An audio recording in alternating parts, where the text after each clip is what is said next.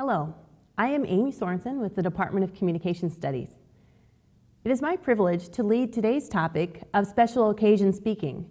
Today I will offer the challenges and opportunities that exist for special occasion speaking.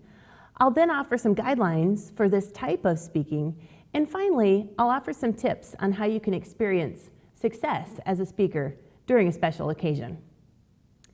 Let's begin with consideration of a Winston Churchill quote, shall we? Churchill quipped that there were only two things more difficult than giving an after-dinner speech. That first would be climbing a wall which is leaning towards you, and second, kissing a girl who is leaning away from you. Now, whether you share his sentiment or not, there are a unique set of challenges that exist for special occasion speakers. When we celebrate, praise, condemn, or pay tribute, we must understand the occasion itself. The ceremonial speech gives the speaker a chance to tap into common values and really help to shape the meaning of the occasion.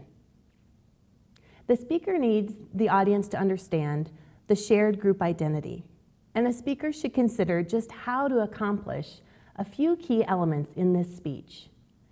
They should consider just how to tap into and evoke common values, how to interpret important events, and emphasize the people important to that particular occasion. Special occasion speaking and special events help groups and individuals define themselves and align with a common emotion.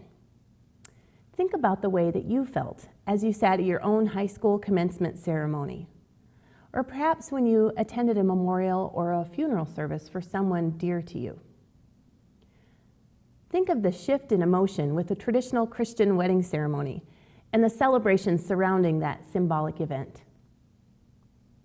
President George Bush used epidictic oratory, or ceremonial speech, when he addressed the United States after the 9/11 terrorist attacks. He condemned the terrorists and called upon the nation to support retaliation efforts to defend our freedom. That is one of the moments for which the emotion defined the rhetorical situation. The purpose of this rhetoric was to especially magnify, and many of us set aside our political beliefs in order to tap in to the identification that we felt as Americans.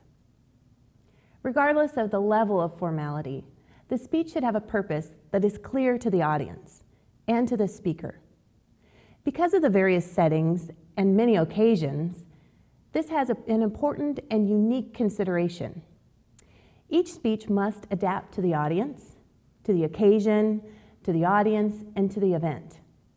Today I'm going to show you how to take into consideration these demands needed in order to be successful with this type of speech. Now that we understand the characteristics of this type of speech, let's examine the guidelines that I have for you regarding your presentation. The challenge to the novice speaker is the lack of a clear and elevating structure. Without a set of organizational patterns recommended, you will need to make the rhetorical choices that show how you connect the topics in your speech to the event and the individuals important to the event. Your language choice should be a deliberate match to the tone and the formality of the event. Think of how you would capture the meaning of a special occasion. Here we have Tiger Woods pictured, who famously delivered a public speech of Appalachia back in 2010. Not only are your words important, but your delivery concerns are heightened as well.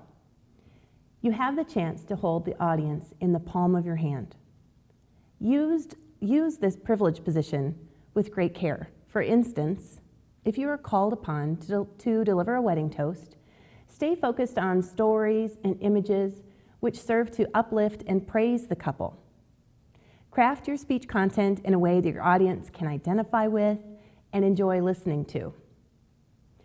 You can magnify the emotion of this celebration and be a pleasant surprise by speaking in a manner that affirms the familiarity and the value of all of those gathered to honor the couple. Staying audience-centered helps you to identify with the audience, whether it be the grandmother sitting in the front row or a friend of the family sitting in the back. Affirm the value of praise and honor for the couple and truly convey a memorable sentiment. How do you do this? Mix appropriate stories and tap into group beliefs. Incorporate soft humor that can be enjoyed by all, Consider adding in quotes or proverbs to help convey your meaning and your message. And do all of these things in a delivery style with a pleasing tone, which reveals your thoughtful preparation for the event itself.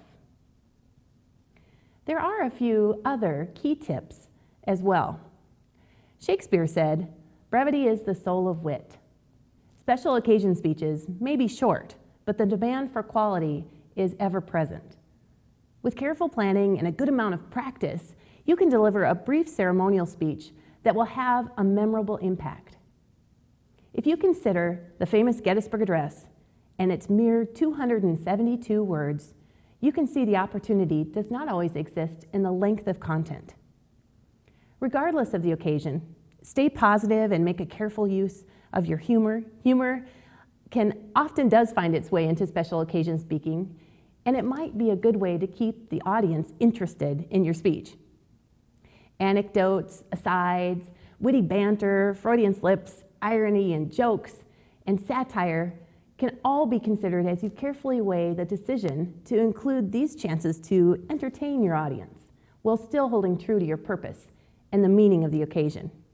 So today we have considered the demands of the occasion that exist when you speak in praise or blame of an event, award, or a person. These speeches have the chance to inspire, to celebrate, to commemorate, and/or to entertain. They should reflect the mood of the audience in the occasion that draws the people together. I leave you with words from Catherine the Great. She said, "I like to praise and reward loudly and to blame quietly."